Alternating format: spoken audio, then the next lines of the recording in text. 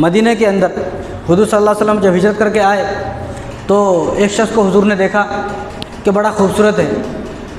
सहाबा में एक ऐसे सहाबी हैं कि जिनको हज़रत उमर रज़ियल्लाहु ताला अन्हु ने अपने दौर में फ़रमाया कि तुम जब भी घर से बाहर निकलोगे तो पर्दे के साथ बाहर निकलोगे। हालांकि पर्दा किसको है? पर्दा तो औरतों को है, लेकिन सहाबी में एक वाहिद सहाबी ऐसे हैं कि जिनको हज़रत उमर रज़ियल्लाहु ताला फरमाया कि तुम जब भी घर से बाहर निकलोगे तो नकाब लगाकर पर्दे के साथ बाहर निकलोगे, क्योंकि वो इतने खूबसूरत थे। जब वो गलियों में से गुजरते थे तो औरतें छतों पर से कूद से उनको जान दे देती थी। छतों पर से औरतें उनके सामने कूद जाती थी और अपने आप को पेश करती थी, मुझसे निकाह करो, मुझसे निकाह करो। उनका नाम क्या है? हज़रत दाहिया कल्बी। हज़रत दाहिया कल्बी रज़ियल्लाहु ताला अन्हु का नाम है। तो इतने खूबसूरत थे। उमर रज़ियल्लाहु ताला अन्हु को उन पर बैन लगाया हुआ था कि तुम जब भी मदीने आओगे या तुम जब भी घर से बाहर निकलोगे, तुम्हारे को सिर्फ घर में नकाब खोलने की इजाज़त है, घर के बाहर तुम नकाब में नहीं। अगर नकाब घर के बाहर से खोला, घर के बाहर अगर तुमने नकाब खोला तो तुम्हारे को कोड़े मारे जाएंगे। इतने खूबसूरत है, कितने खूबसूरत होंगे। तो जब हुज़ूर सल्लल्लाहु अलैहि वसल्लम बादशाहों के पास ख़त भिजाते थे, मुसलमान होने के लिए ख़त भिजाते थे, तो इनको हुज़ूर सल्लल्लाहु अलैहि वसल्लम भिजाते थे क्योंकि खूबसूरत थे। इनकी खूबसूरती देख उन्हें परेशान हो जाता था बादशाह।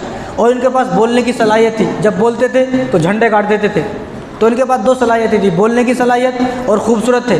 तो हुज़ूर सल्लल्लाहु अलैहि वसल्लम अपने दौर में जब भी किसी बादशाह के पास भेजते तो इनको भेजते। तो एक मरतबा हुज़ूर ने इनको देखा, तो देखा कि हुज़ूर ने तो बड़े खूबसूरत हैं। हालांकि जब ईमान नहीं लाए थे तो हुज़ूर ने देखा तो बड़ा खूबसूरत है। तो हुज़ूर ने इनको अपने पास बुलाया और फरमाया कि जवान, तू कितना खूबसूरत है, कितना सेहतमंद है, तंदुरुस्त है तू। अगर तेरी ये बॉडी और तेरा जिस्म जहन्नुम में जलेगा तो मुझसे बर्दाश्त नहीं होगा, तो ऐसा कर कलमा पढ़ ले। तो उसने कहा कि या रसूलल्लाह मैं कलमा तो पढ़ लूँगा, लेकिन मैंने एक बहुत बड़ा गुनाह किया है, वो मेरा गुनाह माफ़ नहीं होगा। तो हुज़ूर ने फरमाया, देखो हुज़ूर का पहला जुमला क्या है। हुज़ूर ने फरमाया, क्या तुमने झूठ बोला है? क्या तुमने झूठ बोला है? जो हम बात बात पे बोलते हैं, बात बात पर झूठ बोलते हैं। हुज़ूर ने फरमाया कि मुनाफिक की अलामत है जो आदमी झूठ बोलता है। तो हुज़ूर ने फरमाया, क्या तुमने झूठ बोला है? कहा कि या रसूलल्लाह मैंने झूठ नहीं बोला, इससे बड़ा गुनाह क्या है? क्या तुमने जो है किसी को कत्ल कर दिया? कि नहीं या रसूलल्लाह कत्ल तो नहीं किया, इससे भी बड़ा गुनाह क्या है? तो ऐसे ही चल बता देगा वो। तो हुज़ूर ने फरमाया, ऐसा तुमने कौन सा गुनाह किया है कि तुमको कलमा पढ़ते हुए भी डर लग रहा? और वो खुद कह रहे थे मैं कलमा पढ़ भी लूँगा तो अल्लाह ताला मेरी गलती माफ़ नहीं करेंगे।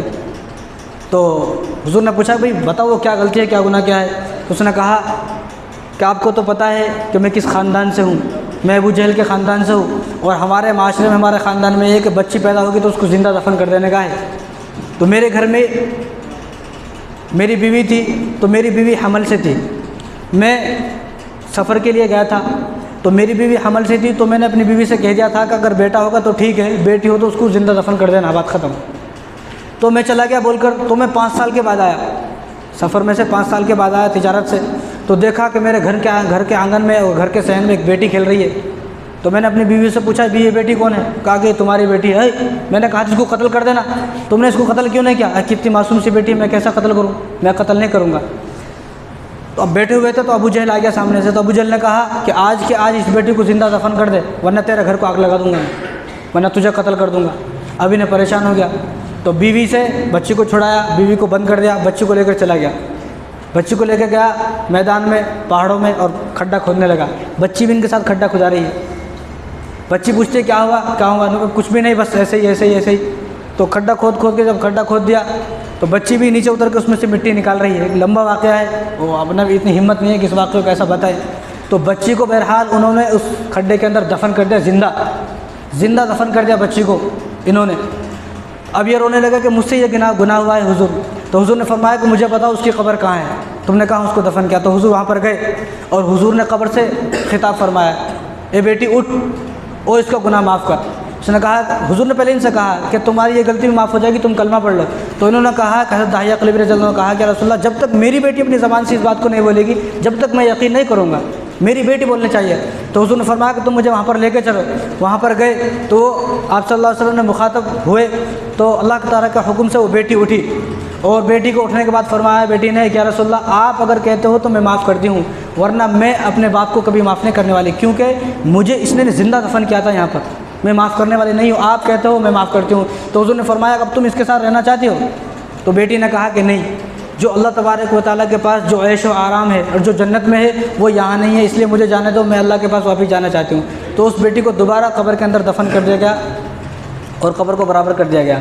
तो मेरे भाई इस तरह वहाँ जो है बेटियों को ज़िंदा दफन किया जाता। ठीक है, वहाँ पर बेटी पैदा होती थी, पैदा होने के बाद ज़िंदा दफन किया जा रहा है। यहाँ पर बेटी को पैदाइश नहीं होने दे रहे, पहले ही अल्ट्रासाउंड के ज़रिए से मालूम कर लेके उसको पहले ही गिरा दे रहे हैं। ये भी कत्ल है, ये भी कातिलों की लिस्ट में कल क़यामत के दिन खड़ा होगा, जो माँ के पेट में बच्चों को गिरा दे रहे हैं। इसलिए बच्चों से नहीं, बच्चियों से, बेटियों से भी नफरत करें। इस उम्मत